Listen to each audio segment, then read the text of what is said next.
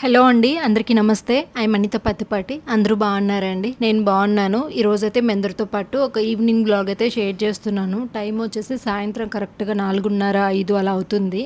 ఈరోజేం నేను పడుకోలేదు. ఆఫ్టర్‌నూన్ ఏంటంటే లంచ్ తినేసి ఇంకా నా వర్క్ ఉంటే అది చేసుకుంటున్నా. అమ్మ ఉంది కాబట్టి నాకు పెద్దగా ఇంకా ఇంట్లో ఏం పని ఉండదండి. సో, అమ్మ వంటంతా కూడా చేస్తూ ఉంటది. ఒకవేళ ఇంకా పిల్లలు ఉన్నారు కదా! ఇంకా వాళ్ళేంటంటే నా ఫుడ్ కంటే కూడా అమ్మమ్మ వెళ్ళిపోద్ది కదా! అమ్మమ్మ చేత అవి చేయించుకోవాలి. ఈరోజు లాస్ట్ డే కదా! అలా ఇలా అని చెప్పేసి ఇంకా చేయించుకుంటా ఉన్నారు. ఫ్రైడ్ రైస్ చేయించుకున్నారు. వీడియోస్ తీయడానికి నేను కొంచెం ఇంకా నా వర్క్‌లో ఉండిపోయి కస్టమర్స్ ఎవరో వచ్చారు. ఇంక వాళ్ళతో మాట్లాడుతూ అట్లా సరిపోయిందనమాట. ఇంకా దానివల్ల ఆఫ్టర్నూన్, మార్నింగ్ అయితే వీడియో ఏం షూట్ చేయలేదు.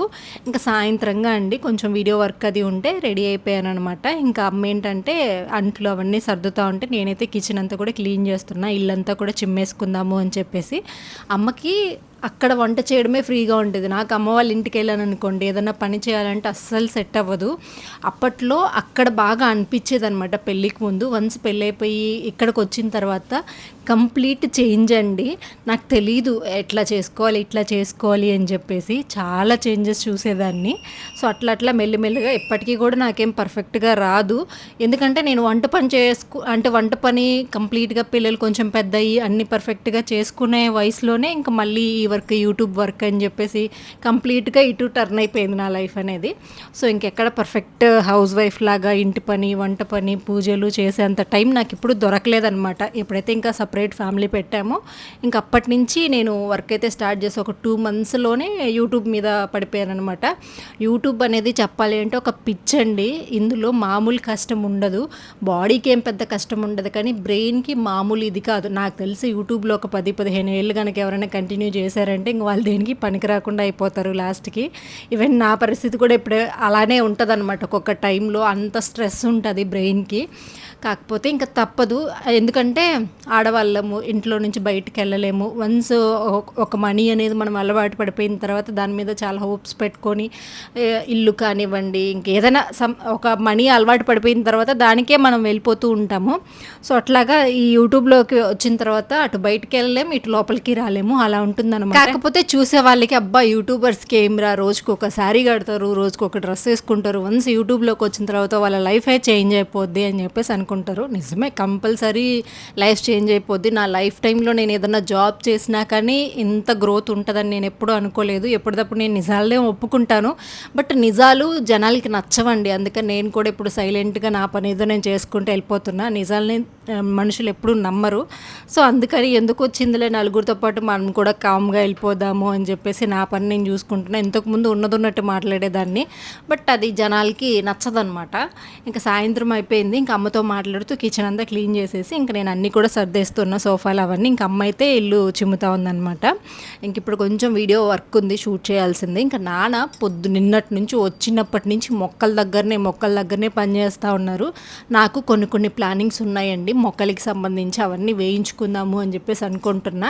కాకపోతే కుదరట్లేదు. ఇంకా బయట అయితే ఏం జరుగుతుందనేది నేను మీకు చూపిస్తాను మళ్ళీ. ఇంకా మనకి ఇంతకుముందు అరుగు ఉండింది కదా, ఆ అరుగంతా కూడా ఇటువైపు షిఫ్ట్ చేసామన్నమాట. వాస్తు ప్రకారం మనకి ఇటువైపు ఉండకూడదు అనేసరికి. సో, అట్లా అమ్ముంది కాబట్టి నాకు కొంచెం ఇప్పుడు చాలా ఫ్రీగా ఉంటుందన్నమాట వర్క్ చేసుకోవడానికి, వీడియోస్ పెట్టడానికి కానీ, మిషన్ వర్క్ చేసుకోవడానికి కానీ అట్లా రిలాక్సింగ్గా అనిపిస్తుంది. బట్ నాకు కొంచెం బాధ అనిపిస్తుంది. అమ్మ ఇంటికి వచ్చింది కదా, నేను కొంచెం తనకి అంటే ఎవరికైనా కానీ అనుకుంటారు కానీ అమ్మ చేత చేయించుకొని కూర్చొని తినాలని ఏ బిడ్డ అనుకోదండి నాకు తెలిసినంత వరకు. చేసి పెట్టాలనే ఉంటుంది. బట్ నా పరిస్థితి ఏంటంటే అమ్మకి తెలుసు కాబట్టి నువ్వు వెళ్ళి నీ వర్క్ నువ్వు వెళ్ళి చేసుకోపో, నాకేం పని ఉంది, ఖాళీగా నేను ఉండలేను, నేను చేసేస్తానులే అని చెప్పి అసలు నాకు తెలియకుండానే అమ్మ వెళ్ళిపోదు. నేను ఫోన్లో ఏదో నా వర్క్ నేను చేసుకుంటూ ఉంటానే కిచెన్లోకి వెళ్ళిపోయి వంట అయిపోయి ఉంటుంది. అట్లా చేస్తూ ఉంటుంది అనమాట. ఇంకా పెద్దగా ఇక్కడ ఏం పని ఉండదు అండి. అంట్లకి వీటన్నిటికీ కూడా హెల్పర్ ఉంటారు. అయినా కానీ ఇంట్లో పని అనేది మామూలు విషయం కాదండి ఆడవాళ్ళకి. సో, ఇంకెంత హెల్పర్ ఉన్నా ఏమున్నా కానీ పని పొద్దున్న నుంచి సాయంత్రం వరకు చేస్తూనే ఉంటాము. సో, అట్లా అనమాట. ఇంకా కొంతమంది ఏమంటారంటే అనిత ఇంకెట్లాగో అమ్మ నాన్న ఉన్నారు కదా, నువ్వు తీసుకొచ్చుకోవచ్చు కదా, అంటే మన దగ్గర పెట్టుకోమని కాదు, కొంచెం వాళ్ళని కూడా మంచిగా చూసుకోవచ్చు కదా ఎట్లయినా అని చెప్పేసి అనుకుంటూ ఉంటారనమాట. నేను కూడా కొన్ని టైమ్స్ అడిగాను, అట్లాగా హెల్త్ బాగాలేనప్పుడు కానీ కొన్ని రోజులు ఉండండి అమ్మ, ఇక్కడెక్కడైనా ఉండొచ్చు కదా అనేలాగా. అంటే అమ్మ వాళ్ళైతే అస్సలు యాక్సెప్ట్ చేయరండి. కాళ్ళు చేయి ఉన్నన్ని రోజులు మంచిగా మా పని మేమే చేసుకుంటాము. మెయిన్ థింగ్ ఏంటి అంటే ఈ పేరెంట్స్ అనే వాళ్ళందరూ ఒక జోనర్లో ఆగిపోయారండి. మీలో ఎంతమందికి ఇది తెలుసు? మా అమ్మ అయితే అసలు నా దగ్గర ఉండడానికి అస్సలు ఇష్టపడదు. ఉంటే ఇంకేదైనా బాగాలేనప్పుడు ఒక వారం రోజులు అనుకుంటా పెళ్ళైనప్పటి నుంచి ఇప్పటికి నా దగ్గర ఉండటము. సో అట్లా ఉంటుంది. కూతురు దగ్గర ఉండకూడదంట.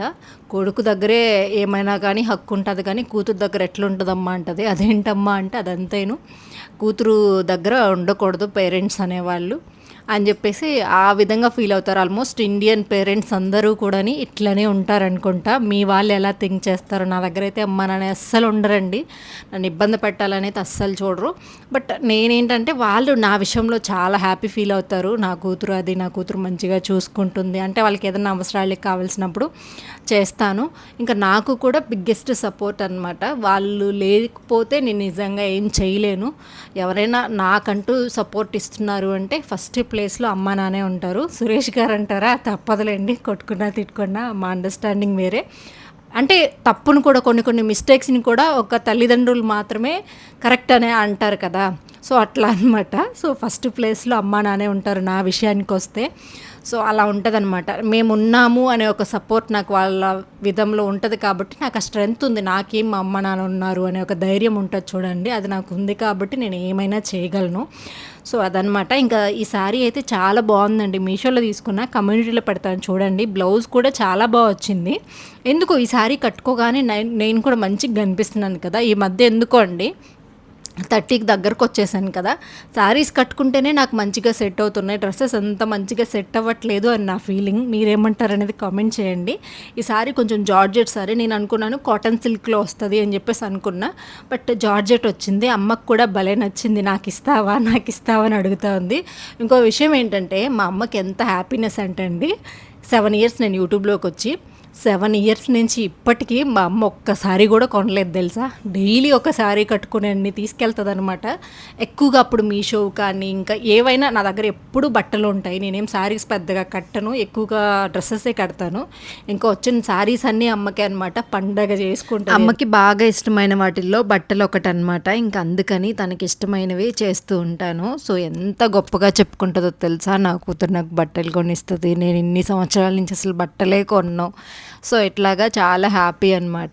సో ఇంకా నాకు నా మంచి ఎవరైతే కోరుకుంటారో అందరికీ కూడా నేను చేస్తూ ఉంటాను వీలైనంత వరకు. ఇంకా బయట కూడా చాలా వరకు ఇస్తూ ఉంటాం. మొన్న చెప్పాను కదా దాని గురించి. అదే మెయిన్ థింగ్ ఏంటి అంటే అవసరం లేని వాళ్ళకంటే అందరికీ బట్టలు అంటే చూసిన తర్వాత వేసుకోవాలనిపిస్తుంది. ఈవెన్ నాకైనా ఒకప్పట్లో అన్ని బట్టలు లేనప్పుడు కొన్ని తీసుకొని వేసుకున్న సందర్భాలు కూడా ఉన్నాయి. కానీ అలాంటి వాళ్ళకంటే కూడా ఇదేంటంటే అండి, కొన్ని ఏదైనా డిఫరెన్సెస్ వచ్చాయనుకోండి, ఏమంటారంటే ఆవిడకి ఏమి ఫ్రీగా వచ్చినాయి, ఆవిడ ఏమైనా కొనిచ్చిందా మాకు అనేలాగా మాట్లాడతారనమాట. సో అలాంటి మాటల్ని తీసుకోలేము. ఎందుకంటే కష్టపడకుండా ఎవరికి కూడా ఊరికే ఏది దొరకదు. నాకు ఏదైనా దారిని పోతుంటే దొరికితే నాకు ఫ్రీగా దొరికింది మీకు ఇచ్చాను అనుకునే దానికి ఉంటుంది. బట్ ఇక్కడ నాకు కష్టం ఎంత పడతానో దానికి ప్రతిఫలం ఉంది కాబట్టి అదేం నాకు ఫ్రీగా రాలేదు.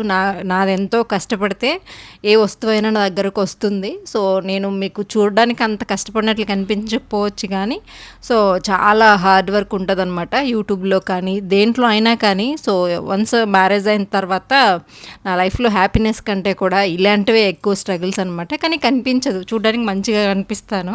సో ఈ బొమ్మలు ఎలా ఉన్నాయి ఇంతకీ చెప్పండి. సో అదనమాట మా అమ్మ గురించి చెప్పాలి అంటే. అమ్మ నాన్న గురించి అలా హ్యాపీగా ఉంటారనమాట నా విషయంలో మాత్రం. ఇంకా అన్నయ్య విషయం అంటారా, కొంచెం చిన్న ఇబ్బందులు అలా ఉంటుంటాయి కాబట్టి అవి ఇంకా పర్టికులర్గా తన గురించి అడుగుతూ ఉంటారు. బట్ నాకు ఇష్టం లేదండి కొన్ని విషయాలు షేర్ చేసుకోవడం, అండ్ వాళ్ళకి ఇష్టం లేదు కాబట్టి నేను చెప్పను.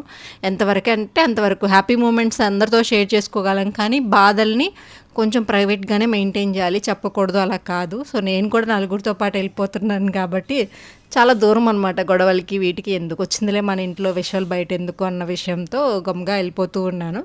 సో అది ఇంకా తర్వాత అయితే ఇంకా నేను గమ్ముగా ఉండకుండా, ఈ బొమ్మలకి కళ్ళు లేవండి, తలకాయలు నార్మల్గా ఉన్నాయన్నమాట. చూస్తే ఎలాగో ఉండింది, బొమ్మలేం బాగున్నాయి కదా అని చెప్పి వాటికి ఐలైనర్ తీసుకొని అంటే ఐబ్రోస్ అవన్నీ పెట్టానమాట. అప్పుడు కొంచెం బాగుంది, అలా చూస్తుంటే అది ఎలాగో ఉంది తలకాయలాగా.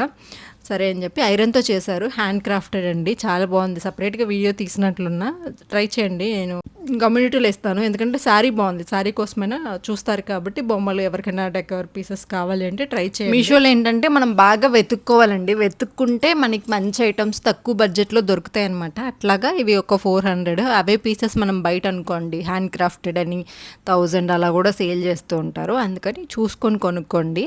సో ఇంక ఇక్కడైతే టీ పెట్టేసుకున్నామండి. సాయంత్రం అయిపోయింది, తలనొప్పిగా అనిపిస్తూ ఉంది నాకు. ఆఫ్టర్నూన్ పడుకోకపోతే హెడేక్ వచ్చేస్తుంది అనమాట. అందుకని మెయిన్ పడుకుంటాను. ఆఫ్టర్నూన్ పడుకోవడం వల్ల నైట్ నిద్ర రాదు, 1-2 వరకు మేల్కుంటాను. సో దానివల్ల డార్క్ సర్కిల్స్ ఎందుకులేండి, అసలు చాలా ఇదే అయిపోతుంది ఈ మధ్య. నా ఫేస్ కానీ ఐస్ కానీ అంతా స్ట్రెస్ అయిపోతున్నాయి. అందుకని చెప్పేసి ఆఫ్టర్నూన్ పడుకోకూడదని కంట్రోల్డ్గా ఉంటున్నా. ఒకవేళ మరీ ఇంకా హెడేక్ తట్టుకోలేకపోతే ఒక 30 మినిట్స్ అట్లా అలారం పెట్టుకునైనా పడుకోవాలి. ఆఫ్టర్నూన్ పడుకుంటే నైట్ ఇబ్బంది అయిపోతుంది. ఇంకా ఇట్లా ప్రాబ్లము. కనీసం అట్లీస్ట్ ఒక 11:30కైనా 11-11:30 లోపు పడుకుంటే ఓకే, కానీ 1-2 అంటే తెల్లారుజామున పడుకొని మళ్ళీ వెంటనే ఇంకా పిల్లల స్కూల్స్ అవన్నీ ఉంటున్నాయి కాబట్టి లేవక తప్పదు. ఇట్లా మెయిన్ ఎక్కువ స్ట్రెస్ వచ్చేస్తుంది అనమాట నాకు. దానివల్ల నేను ఎక్కువ హెల్త్ ఇష్యూస్ ఫేస్ చేస్తున్నాను అని చెప్పి అనిపించింది. అందుకని చేంజ్ అవుతున్నా. అమ్మ నాన్న వల్ల అయితే ఆల్రెడీ తాగేశారు. ఇంకా మా నాన్నకు కొంచెం అయితే ఇచ్చానమాట. మా నాన్న ఎన్నిసార్లైనా టీ తాగుతూనే ఉంటారండి. ఆయనకి టీ పిచ్చి, రోజుకు ఒక 5-6 సార్లైనా తాగుతారు. సో ఇంకేం అవసరం లేదు, టీ ఇస్తా ఉన్నాం అనుకోండి ఏమైనా చేస్తారనమాట. ఇంక ఇక్కడ అరుగు అవన్నీ కట్టేశారు. నేను నెక్స్ట్ వీడియోలో మీకు క్లియర్గా చూపిస్తాను. ఇటువైపు ఉండింది ఇంతకుముందు చెప్పాను కదా స్టార్టింగ్లోనే, వాస్తు ప్రకారం మనకి ఇంటికి పక్కన అరుగులు అలా ఉండకూడదంట.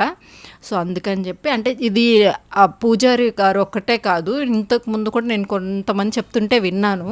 సో అందుకని ఆల్మోస్ట్ ఈ వాస్తు ప్రకారం అయితే ఎవరికి కూడా ఇంటి ముందు అరుగులు ఉండకూడదంట మన ఇంటి ప్లేస్లో. ఇప్పుడు ఇక్కడ కట్టుకోవచ్చు అంటే అక్కడ కట్టుకోవచ్చు, అది రోడ్ సైడ్ కాబట్టి అన్నారు. ఇప్పుడు మనకి మెయిన్ ఫెసిలిటీ ఏంటంటే ఈ ఇంటికి వచ్చిన తర్వాత మన ఇష్టం అండి, రోడ్డు అంతా వాడేసుకోవచ్చు, ఎవ్వరు వచ్చేవాళ్ళు ఉండరు. లాస్ట్లో 2 హౌసెస్ కట్టారు, వాళ్ళు అటు ఇటు తిరుగుతుంటారు తప్ప ఇంకా ఇటువైపు అటువైపు మనల్ని డిస్టర్బ్ చేసే వాళ్ళు ఎవరు ఉండరు. పిల్లలు ఉండేది కూడా మన ఇంట్లోనే, ఇంకా పిల్లలతో పాటు మేము కూడా అట్లాగా బయటనే ఉంటాము. కాకపోతే ఈ మధ్య ఎండలు ఎక్కువ ఉండటం వల్ల చాలా వరకు బయటకు కూడా రాలేకపోయాము. సో ఇప్పుడు ఒక 5 అట్లా అయిందంటే బయటనే ఉంటున్నాం అనమాట, చాలా ప్రశాంతంగా. అమ్మ వాళ్ళు వచ్చారనుకోండి కంప్లీట్గా వాళ్ళకి ఏంటంటే ఇంట్లో ఉండడం అస్సలు నచ్చదు, ఊర్లో అలాగే ఉంటారు కాబట్టి. ఇంకా సరేలే ఇక్కడ ఎవరు జనాలు ఉండరు కదా అని చెప్పేసి రోడ్డుకి మన ఇంటికి కూడా చాలా దూరం ఉంటుంది, రోడ్లో కూడా మనం ఏం కనిపించము. అందుకని ఇంకా టీ కూడా అమ్మ వాళ్ళు అట్లా వచ్చినప్పుడు నేను సురేష్ గారు కూడా ఈవినింగ్ టైంలో అయితే ఇంతకు ముందంతా కూడా బయటనే ఉండేవాళ్ళం. బట్ ఈ మధ్య రావట్లేదు, ఎందుకంటే ఆ సిమెంట్ రోడ్డుకి ఈసారి ఎండలు ఎక్కువ ఉన్నట్టున్నాయండి. మాకు వర్షాలు కూడా సరిగ్గా పడట్లేదు కాబట్టి 5 గంటలకు కూడా సెగొచ్చేస్తుంది అనమాట అక్కడ కూర్చుంటే. ఇంకా ఆ చెమటకి వేడివేడిగా టీ తాగామనుకోండి ఇంకా అంతే సంగతులు. అందుకని చెప్పేసి లోపలే తాగేస్తూ ఉంటాము. గాలి కూడా ఏం రావట్లేదు, 6 అట్లా అయిందంటే కొంచెం చల్లగాలి వస్తుంది కానీ. సో 4-5 ఆ టైంలో అయితే చాలా ఎండగా సెగ అనమాట. ఎండే ఉండకపోయినా కానీ ఆ రోడ్డు వేడి వచ్చేస్తూ ఉంటుంది. ఇంకా అందుకని చెప్పేసి ఇంకా సాయంత్రం అయితే కూర్చోట్లేదు. ఇంకా అమ్మ వాళ్ళు వచ్చారు కాబట్టి ఇప్పుడు ఇంకా తప్పదు, ఇంక బయట అయితే కూర్చున్నాం. ఇంకా నానైతే ఇంకా ఆ పనులన్నీ చెట్లకి నీట్గా చేస్తున్నారు. బయటికి వెళ్ళేసి రేపైనా కానీ చెట్లు తెచ్చిచ్చాననుకోండి శుభ్రంగా నాటేస్తారనమాట, నాకు ఎట్లా కావాలంటే అట్లాగా. నాకు మొక్కలంటే ఇష్టము, కాకపోతే ఈ మధ్య నాన్న వచ్చినప్పుడంతా నానొస్తారు కదా, ఆయన చేత చేయించుకుందాంలే నేనెందుకు కష్టపడ్డం అని చెప్పేసి ఇంకా ఆయనకు కూడా ఏదో ఒక పని ఉండాలండి, లేదంటే అస్సలు ఉండరు నా దగ్గర. ఇట్లా అది చెయ్యాలి ఇది చెయ్యాలి అంటేనే ఓకే ఇట్లా అడుగుతుంది కదా చేద్దాము అని ఉంటారు తప్ప ఏ పని లేకపోతే అస్సలు ఉండలేరు వాళ్ళు నా దగ్గర. సో అదనమాట మెయిన్. ఇంక మా నాన్నకి ఏంటంటే అన్ని పనులు చేస్తారండి. ఇంకా అంటే ఆయన ఏమీ బేల్దారి అలా ఏం కాదు, సిమెంట్ పని అది ఏం తెలీదు. కాకపోతే ఇంట్లో చిన్న చిన్న పనులన్నీ మీకు స్టార్టింగ్లో గుర్తున్నట్టయితే ఇక్కడ నేను మొక్కలు పెట్టున్నాను కదా, అమ్మ ఉంది చూడండి, ఆ ప్లేస్లో అక్కడంతా కూడా నానే అనమాట నాకు గోడలు అవన్నీ కట్టించింది. ఇప్పుడు కూడా అటువైపు అంతా కూడా కట్టారనమాట అరుగులాగా. ఇవన్నీ నానే చేసేస్తూ ఉంటారు, ఇంట్లో కూడా అలానే చేస్తారు. పర్ఫెక్ట్గా చేయరు, మేము అక్కడే అంటూ ఉంటాము అంటే మంచిగా చేయవు చెడగొట్టేస్తావు అని. బట్ అదే మనం బయట వాళ్ళని పిలిపించుకొని చేయించుకోవాలి అంటే ఎక్కువ అయిపోద్ది కదా, ఇంకా ఆయనకు కూడా కొంచెం టైం పాస్గా ఉంటుంది. సో ఇంకా బయట కూర్చొని టీ అయితే నాన్నకి ఇచ్చేసాము. ఇంకా మేము కూడా కొంచెం టీ తాగేసి ఇంకా లోపలికి అయితే వచ్చేసి అమ్మ అయితే ఇంక ఇదంతా చిమ్ముతా ఉందనమాట. నేను వచ్చేలోపే అక్కడ ఏం లేదు, కాకపోతే ఇంకా సాయంత్రం అలవాటు కదా మనకి అట్లా చిమ్మడము. సో ఇంకా అమ్మ కూడా అలా చిమ్ముతూ ఉందన్నమాట. ఇంకా కొంచెం పెయింటింగ్స్ చాలా చాలా పనులు ఉన్నాయండి. మెల్లిగా ఒక్కొక్కటి అయితే చేసుకుంటున్నాను. ఇప్పుడు కొంచెం మనసు ప్రశాంతంగా అనిపిస్తుంది ఈ మధ్యకాలంలో. అందుకని అన్నీ కూడా ఒక్కొక్కటిగా చేసుకుంటూ నేను ఇంతకుముందు ఎలా ఉన్నానో అలాగే యాక్టివ్గా ఉండడానికి అయితే ప్రయత్నిస్తున్నాను. కొన్ని అలవాట్లు నేను మార్చుకోవాలి, లేదంటే నా లైఫ్ చాలా కష్టమైపోద్ది అనమాట.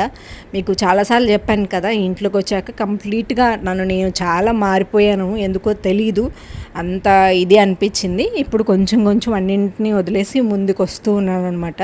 సో ఇంక ఈ డ్రమ్ ఏంటంటే మొన్న శివ కుటుంబం ఫోటో పెట్టాను, అది బాగాలేదు ఇంటి ముందు అని చెప్పి పువ్వులు పెట్టాలని అక్కడ వదిలేస్తారు. పువ్వులు పెట్టాలి చెప్పాను, నిచ్చెనైనా కొను అంటారు, కొండము ఇంకెక్కడ అక్కడ వదిలేస్తారండి. నేను చేయలేక ఈ మధ్య వస్తువులు కొనడమే చాలా వరకు తగ్గించేశాను అనవసరమైన